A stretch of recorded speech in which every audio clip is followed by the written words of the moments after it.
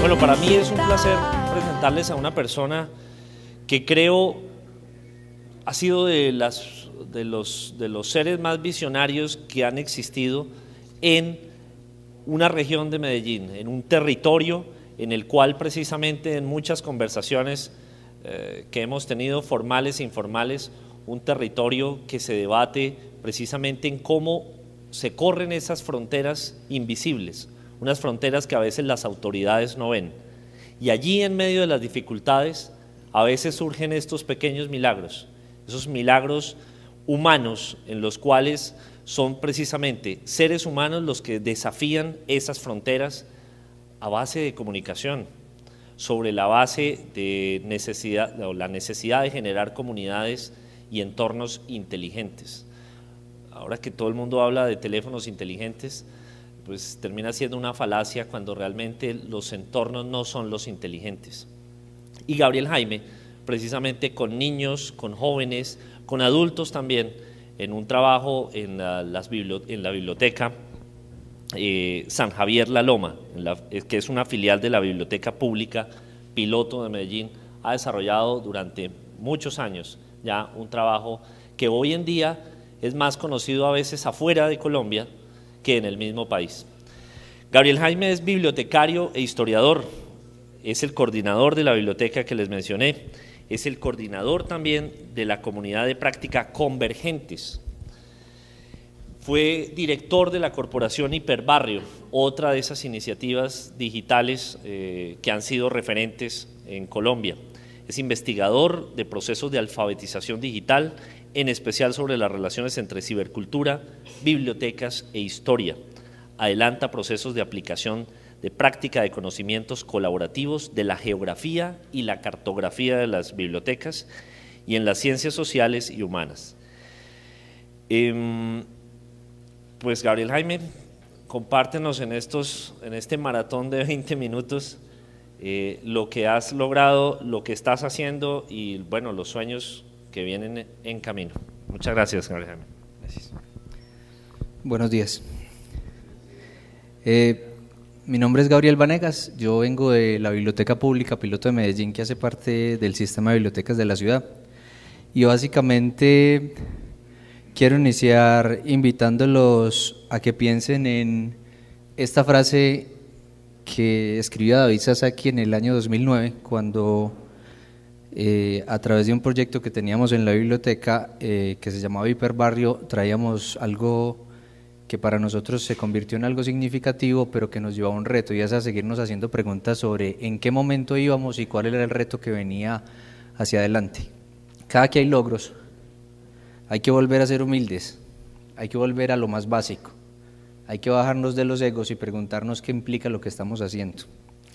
Cuando reclamábamos el Golden Nick en Austria, David nos invitaba a pensar en las bibliotecas como laboratorios de inclusión social donde los usuarios recuperen sus propias narrativas, donde no fueran solamente depósitos de libros y revistas. Quiero que lo piensen porque es básicamente la frase que resume lo que hemos hecho en los últimos 10 años en esa biblioteca que queda en la Comuna 60, en el corregimiento de San Cristóbal, en la ciudad de Medellín. Y quiero que piensen en Medellín como no solo como ese imaginario que tienen de una ciudad que tiene grandes cosas que mostrar y grandes cosas que resaltar, sino una ciudad que se debate todo el tiempo entre grandes problemáticas, entre dificultades y muchas dificultades que están más cercanas a lo que nosotros creemos. Yo diría que a veces el imaginario lleva a que lo ideal mate lo bueno, y yo me quedaría con lo bueno antes que con el ideal. Quiero que piensen en esto porque básicamente lo que hicimos fue preguntarnos en el año 2003, cuando llegamos a la biblioteca, qué implicaba preguntarnos por la gente. Y hacía uno lo que hacía antes cuando habían páginas amarillas, era uno se buscaba a sí mismo a ver si aparecía, ya después vino Google y se googleaba uno y encontraba que el 98% de la información que aparecía del territorio nos hablaba de los vecinos, nos hablaba de Comuna 13, de Operación Orión, de violencia, pero la gente viva y de a pie, esa que empezamos a encontrar cuando empezamos a hacernos preguntas con nuestros usuarios, no aparecía. Y encontrábamos que ese porcentaje nos llevaba a un reto.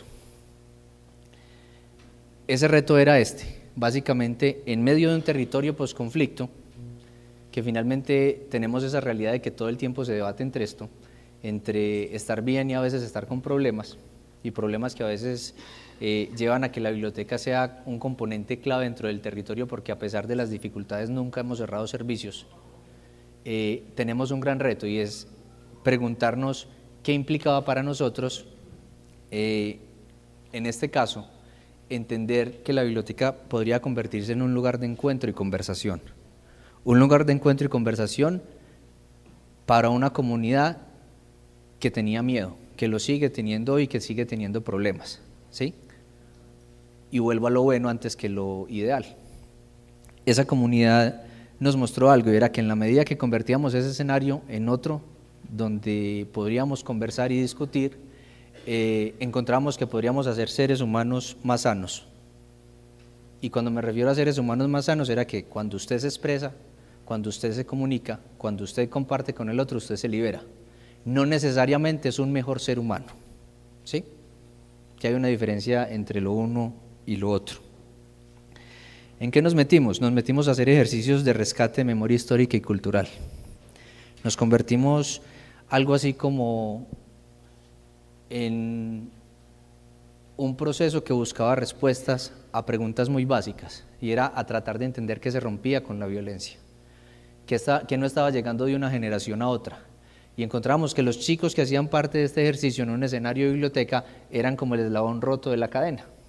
Y ese eslabón roto de la cadena lo empezamos un poco a resolver a través de un ejercicio de memoria. Y les voy a poner una muestra de algo muy corto, que para nosotros es muy valioso hoy. Y es valioso ¿por qué? Porque nos lleva a preguntarnos qué es esa historia. Quiero que piensen en esto y lo entiendan como lo que es y por lo que representa. Quien grabó esto, quien hace esto que les voy a mostrar, lo hace hace 20 años. Y lo hace desde una posición donde no tiene estudios, donde es alguien que simplemente trabaja, y donde con una grabadora de esas Silver viejas se dedica a grabar sus recuerdos. 20 años después podemos escucharlo, porque hace más o menos 20 días don Enrique Álvarez fallece. ¿Por qué es valioso esto?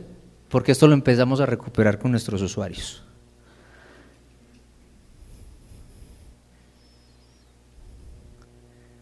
Estos son los recuerdos de Enrique Álvarez en un territorio que desapareció.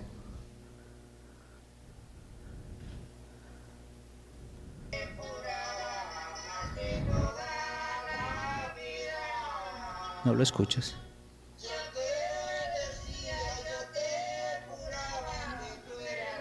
Consentida,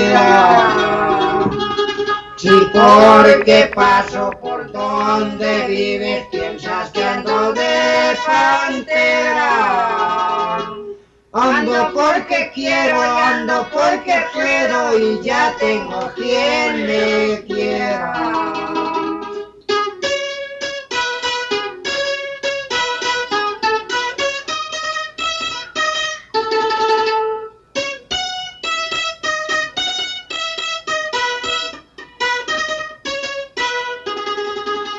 Si porque paso por donde vives. Quiero que piensen en una cosa. Cuando Enrique grabó esto hace 20 años y hace 10 que nos encontramos con él y nos lo compartió de una manera muy cordial, ni él pensó que esto era importante solamente para él, pero uno tampoco lo pensó en términos de que fuera importante para el territorio, sobre todo cuando el territorio de Primavera, de un sector de la Loma, hoy prácticamente desaparece la mitad por una vía de interés nacional que se llama la Vía al Túnel. Fernando Gómez Martínez. Resulta que ese territorio la mitad ya no está, ni la mitad de sus habitantes. Y de los que hacen parte de esta historia, don Enrique era el último que quedaba. ¿Por qué nos interesó la memoria? Porque cuando hay conflicto, una de las cosas que nos ayuda a atar los territorios es eso, saber de dónde venimos. Es como cuando lees un libro o ves una película y hay personajes de la historia que te son afines y otros no. O sea, a unos los resultas queriendo, a otros los resultas admirando, pero lo más interesante es que cuando los jóvenes se acercan a su pasado, se acercan a la historia del segundo sainete más antiguo de Colombia, a la historia de la banda Paniagua, que tiene más de 150 años en el territorio, y cuando nos acercamos a hacer las entrevistas, a recuperar estos ejercicios a través de genealogías, de historias de vida, de historias de familia, encontramos que esa historia contada por los más jóvenes permite recuperar esos hilos que se rompen con la violencia que a veces nos arrasa. O sea, hoy sigue siendo vigente que la memoria puede ser una alternativa en medio de un conflicto. ¿Por qué? Porque es la única opción de seguir vivos. Porque sin pasado, sin un pasado que sea significativo, esto no tiene sentido. ¿Qué ha sido lo valioso de esto? Es que lo ha hecho la biblioteca en un afán de superar sus limitaciones, de solamente no limitarse a garantizar acceso público al conocimiento y gratuito, sino más allá, comprometerse a recuperar la memoria local, a dinamizarla y a convertirla en elemento de articulación del territorio.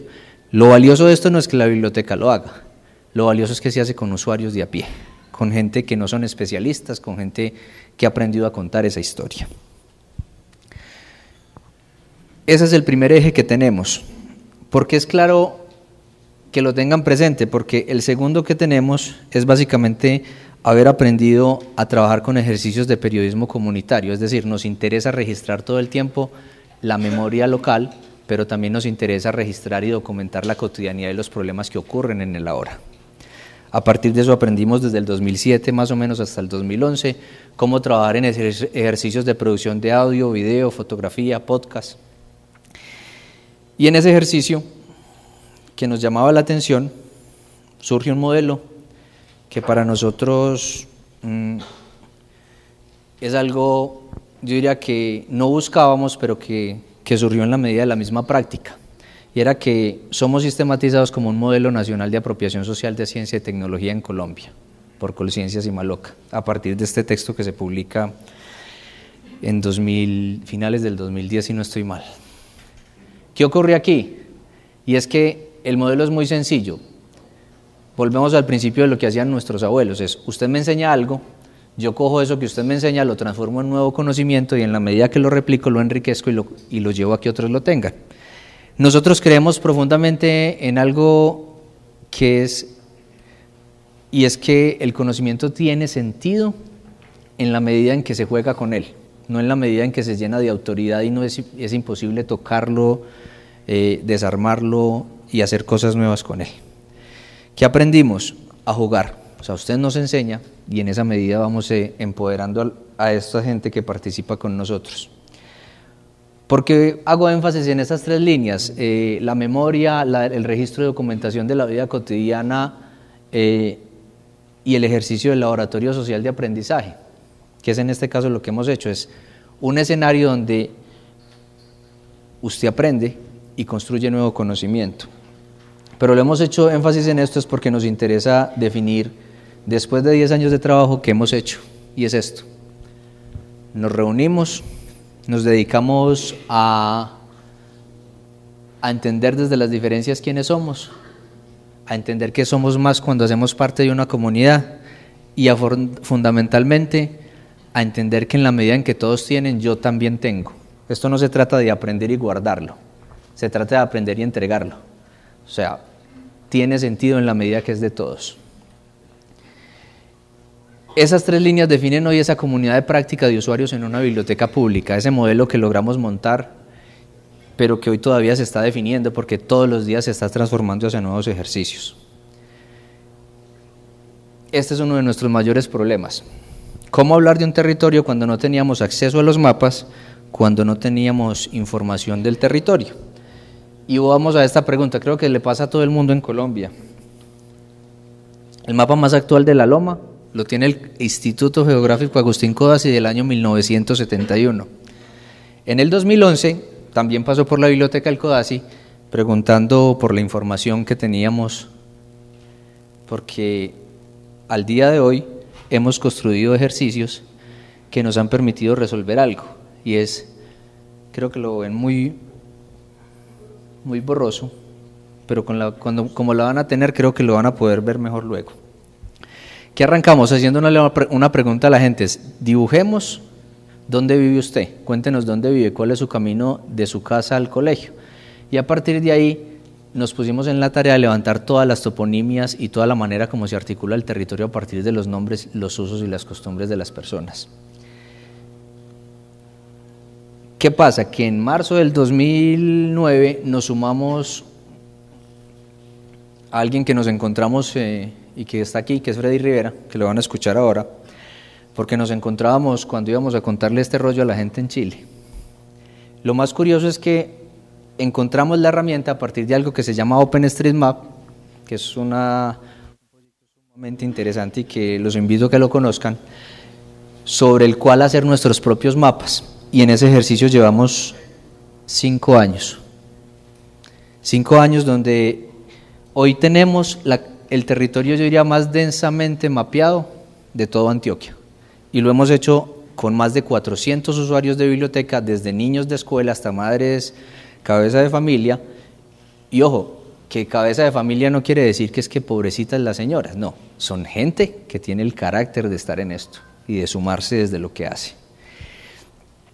Para esto quisiera mostrarles un video que es muy corto y voy a agilizar la presentación porque este lo conocieron ayer quienes estaban en el evento preparatorio, pero me gustaría que lo vieran aprovechando que el chavo...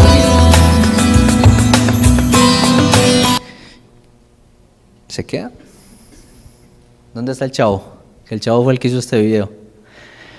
El chavo nos acompañó hace un tiempo a hacer un ejercicio en Comuna 13. Esto es una de las partes que hemos implementado en el ejercicio de mapeo social y comunitario. Bueno, yo diría que lo paras un segundo y seguimos. Páralo un segundo y bájale la resolución. ¿Qué ocurre? Esto es de las cosas que parece que más asustan y que más impresionan y todo el mundo quiere y eso es muy bueno y cómo lo hacen. Mire, esto es básicamente entender una cosa, esto solamente es un componente de todo lo que hemos venido desarrollando en biblioteca. Es solamente una de las líneas de trabajo de la comunidad de práctica Convergentes. ¿Qué nos interesa? Seguir trabajando en esas líneas, como les digo, la memoria como alternativa, el registro de documentación de vida cotidiana en usuarios y lo que tiene que ver con el laboratorio social de aprendizaje. Dentro de ese laboratorio social de aprendizaje cabe este ejercicio, que resolvía otro problema que teníamos. Cuando nos pusimos en la tarea de hacer nuestros propios mapas teníamos un lío y era que ¿cuánto vale una fotografía satelital, Freddy? Una platica.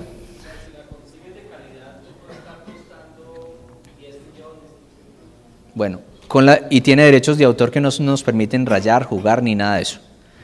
Tenemos otro lío y es que si yo tengo un avión en pista, ¿cuánto me cuesta un avión con equipos para tomar fotografías aéreas aparte de los permisos, los técnicos? Por una hora, sin tomar la primera foto. Entonces, ¿qué nos ingeniamos? Algo que viene desde, no lo inventamos nosotros, viene desde principios de siglo cuando las palomas volaban por Europa, pero también se fue implementando en México ahorita cuando ocurren derrames de petróleo en el Golfo, y se trae a Colombia. Yo no conozco otro ejercicio, yo sé que se han hecho otros. Con Freddy hicimos uno aquí, en el Tolima.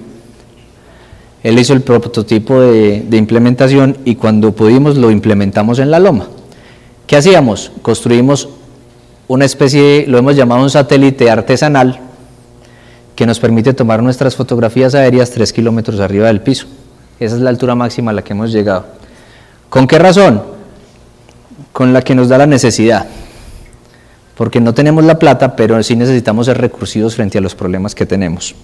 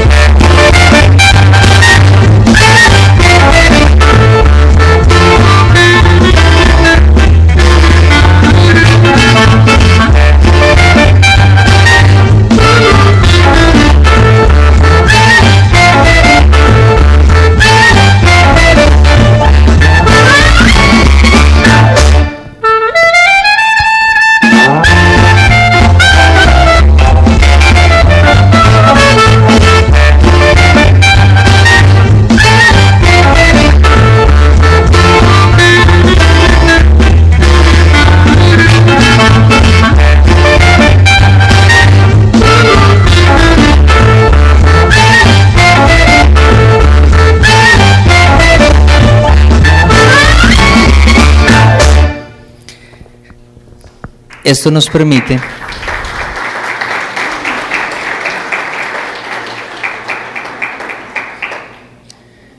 yo cada que escucho aplausos me asusto, porque uno sabe si implica más responsabilidad o si implica qué. Sí, por favor. Mire, hay un reto y es que puede que Medellín sea la ciudad más innovadora, puede que tengamos una cantidad de cosas que nos preceden, paisa, que nos preceden como la fama, pero hay una cosa que es importante, la calidad humana que hay en Colombia, y los problemas están en todas partes y hay que empezar a resolverlos por la casa. Yo diría que hay que pensar un poco en lo que decía ahorita un personaje que veía en la charla anterior, en la de nuestro amigo el chileno, cuando mostraba a la Madre Teresa, y a veces le hacía caer uno en cuenta a la Madre Teresa, así no todos seamos creyentes, de una cosa, y es que para uno ir a atender los pobres de Calcuta tiene que pasar por los pobres que hay en su casa. Y se nos olvida que hay que resolver problemas aquí, y lo podemos hacer con las herramientas que tenemos. ¿Qué implica? Que este mapa base hoy nos permite a nosotros como biblioteca entender el territorio, y nos permite entenderlo a partir de nuestros usuarios, nos permite implementar servicios bibliotecarios que mejoren la calidad y las ofertas en el territorio. Y eso es básicamente información que la gente puede utilizar, que la gente puede compartir, y que lo hace a través de una plataforma como OpenStreetMap. O sea, hacíamos la misma pregunta ayer en la última de las intervenciones. La información geográfica y cartográfica es de interés ciudadano. No puede seguir solamente siendo de interés militar, de interés de los estados, de interés de las multinacionales o de las empresas. Los taxistas las necesitan, la gente para sus negocios, para su vida cotidiana. Yo diría que hay que pensar en 3 competencias que están surgiendo en el mundo que nos toca. Y es, quien salga de su bachillerato va a necesitar saber una segunda lengua, va a necesitar saber de informática más allá de aprender y apagar el computador o utilizar la ofimática o las redes sociales, pero también va a tener que tener conocimientos en cartografía y geografía que le permitan que los mapas no sigan colgados en la pared y que no se queden solamente en eso de capitales y la geopolítica. Voy a terminar hablando de eso. Ese es el ejercicio que hacemos. Construimos un sistema aerostático con globos de helio. Se puede hacer con cometas y hay que buscar alternativas que sean más amigables con el medio ambiente porque también son costosos. El helio depende del petróleo y como todavía no hemos encontrado la manera de sacarle el helio al sol para traerlo, eso es más complejo. Montamos un sistema con unas botellas de gaseosa, cositas muy básicas, hackeamos una cámara con un firewall que ha desarrollado eso que llama la cultura libre, por no decir hackers porque es que a veces se sataniza el cuento. O se tergiversa, o nos vamos al extremo donde hay orgullo, o nos vamos al extremo donde es sumamente humilde. Hacemos un sistema de recuperación de cuerdas, adaptamos una manguera, un portamangueras. Esta versión del portamangueras ya tiene 7 versiones más, ha ido evolucionando, ya hoy tiene motor. Y hemos hecho este ejercicio, yo diría que en unas 39 veces. Se ha hecho en Medellín, se ha hecho en el Cementerio Central de Bogotá. Lo hicimos en el Centro de Arte Contemporáneo de Quito. Hemos aprendido muchísimo y estas son nuestras primeras fotos aéreas de la loma. Que inclusive, ¿hace cuánto lo hicimos, Freddy? Hace rato. Pueden ser unos 3, 4 años. Este fue el primer ensayo y en ese ensayo hicimos 4 lanzamientos, más o menos 1600 fotos y toda la gente corriendo porque nadie se le ocurrió que es que esto no era elevar cometas, no era con un palito recuperar 1 metro de cuerda. Era básicamente un problema agotador. Estos ejercicios hay que hacerlos, pero vamos a este punto para terminar, y es que hoy, ese ejercicio que arrancó pensando el territorio, pensando la memoria, que ha aprendido a hacer sus propios mapas, que nos lleva a tenernos que hacer preguntas desde la biblioteca pública y nuestro papel con nuestros usuarios y nuestras comunidades, y que nos lleva también a tener que aprender de ellos y apropiarnos también de las herramientas, nos ha permitido que hoy podamos hacer mapas estilo Agustín Codazzi, o sea, con todas las técnicas, con toda la norma que implica un mapa. Este es un taller que hicimos con Freddy en Medellín. La ventaja que tienen ustedes que están aquí en casa es que este personaje vive aquí y es, como van a ver ahorita, un campesino digital. Este es nuestro último reto. Resulta que en diciembre se nos acerca un niño, se llama Luis Alberto, y Luis Alberto nos pone un reto, nos dice, vea, Gabriel, regáleme el archivo de la biblioteca. Y yo, ¿cómo así que le regalé el archivo de la biblioteca? Y me dice, sí, es que mi mamá recicla, son las 4 de la tarde y como no hemos llenado el costal para venderlo, no hemos desayunado. La pregunta que uno se hace es, ¿cuál es la función de la biblioteca? ¿Le damos un libro de emprendimiento? ¿Lo remitimos al Ministerio de las TIC? ¿Hay alguna manera de resolver ese problema ya? Nos pusimos en una tarea y montamos un taller de agricultura para perezosos. ¿Qué nos interesa trabajar en ese taller? Recuperar básicamente los conocimientos ancestrales que existen alrededor de prácticas agrícolas y trabajar por procesos de seguridad y soberanía alimentaria. Y básicamente nos basamos en el modelo de un personaje que a veces se desconoce en la historia de la agricultura y el activismo, que se llama Masanobu Fukuoka. Es un japonés que a los 23 años renuncia a su vida exitosa como científico de posguerra y se dedica a aprovechar la naturaleza, porque es un aprovechado, diría yo. Los principios que utiliza son básicamente no arar la tierra, no echarle abonos, no echarle pesticidas, no desherbar y ojalá tratar de tener tiempo para la siesta. Él lo que busca es que con el mínimo esfuerzo, ese esfuerzo sea tan efectivo que usted no necesite matarse tanto. O sea, a la tierra hay que recuperarle la capacidad de producir. Y en este ejercicio lo que estamos apostando es a que las señoras de la loma tengan en las paredes, en los solares, en los andenes y en los techos la posibilidad de producir aquellas cosas que necesitan para echarle a las ollas. ¿Cuál es la función de la biblioteca? Aprender a cultivar. ¿Cuál es nuestro reto? Seguir traduciendo ese conocimiento en otras cosas. Este es un reto que nos tocó parar un poco y es otro que teníamos. Y esto está dentro del laboratorio social de aprendizaje, y es que necesitamos resolver un problema de conectividad en medio de un territorio en el que estamos. ¿Qué es la loma? La loma son más de 657 hectáreas, son 15.000 almas que a veces son visibles o invisibles y que se encuentran en un corredor estratégico que comunica a algo que se llama el mar, o sea, que comunica al Urabá, que comunica al Atrato, al Bajo Cauca, y solamente ese detallito, cuando lo sumamos a la luz de lo que nos decía alguna vez Estanislao Zuleta, que no estamos en el paraíso ni pretendemos estar en él, entendíamos que siempre vamos a tener problemas. Entonces, por esa realidad lo que nos metimos fue en la tarea de construir una red que llamamos así, se llama la LOLIF, que es un proyecto de bienvenidos a la red del Cabecevaca, que es básicamente un gentilicio que tenemos para la gente que habita el territorio. Después les contaré por qué. Pero para nosotros lo importante es que esa red nos permita comunicar a esa comunidad de práctica, a esas más o menos 39 mujeres que están dedicadas todo el tiempo a participar de este proyecto. Porque hemos aprendido otra cosa, es quienes más participan de estos procesos son las mujeres. El ente articulador de la realidad social colombiana es lo femenino. Y eso no se puede desconocer. Y eso es lo más importante en este caso. No me van a chantar otra vez. Piensen en una cosa, ¿qué nos interesa? Reconocer finalmente que somos la sumatoria de voluntades. Nosotros no nos inventamos el balón mapping.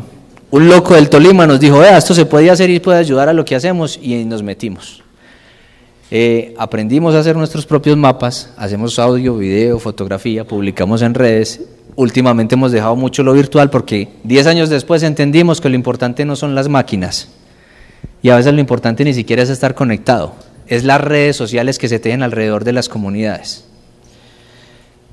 Queremos agradecer eso, o sea, 10 años de trabajo son la sumatoria de voluntades, de un escenario de biblioteca, de usuarios participando, de la comunidad de software libre en Colombia, de gente activista y gente que finalmente uno podría catalogar como aquella gente que entra a sumar al escenario. Pero fundamentalmente nuestro reto es este, cómo compartir eso que hemos tenido. Hoy nuestro mayor trabajo se traduce en una cosa, y es garantizar que lo que hemos aprendido en 10 años se traduzca en conocimiento que cualquiera se pueda llevar, pueda aprender y pueda apropiarse de él, sin el limitante de que esto es mío. Y los invitaría a esto. Cada uno de ustedes tiene biblioteca donde está. Hay gente que no la tiene, pero cuando piensen en las bibliotecas, lo que hay que pensar es en las bibliotecas y los usuarios que habitan esos entornos donde están las bibliotecas, y llevar a las bibliotecas a escenarios de inclusión, más allá de dar internet, más allá de dar de acceso a computadores o a ofimática o a talleres. Necesitamos resolver una pregunta hoy en las bibliotecas, y es cómo propiciamos la producción de contenidos, la difusión de contenidos de una manera consciente y responsable con la comunidad en la que estamos, y cómo llevamos a que ese ejercicio de biblioteca juegue con el conocimiento, porque tenemos el otro problema, es garantizamos el acceso al conocimiento, pero la pregunta es, ¿qué estamos haciendo con él? ¿En qué lo estamos traduciendo? Piensen en esto. Yo siempre insisto en algo que es lo más importante, a pesar de que uno esté en estos escenarios, lo más valioso de esto son ellos, mis usuarios. O sea, esto no es posible sin la gente. Y piensen en algo que después de 10 años estamos creyendo, es que si no es divertido no lo hacemos. Y divertido tiene que ser distinto a entretenimiento. Los invito a que nos visiten. Muchas gracias por estar aquí. Siento si me demoré.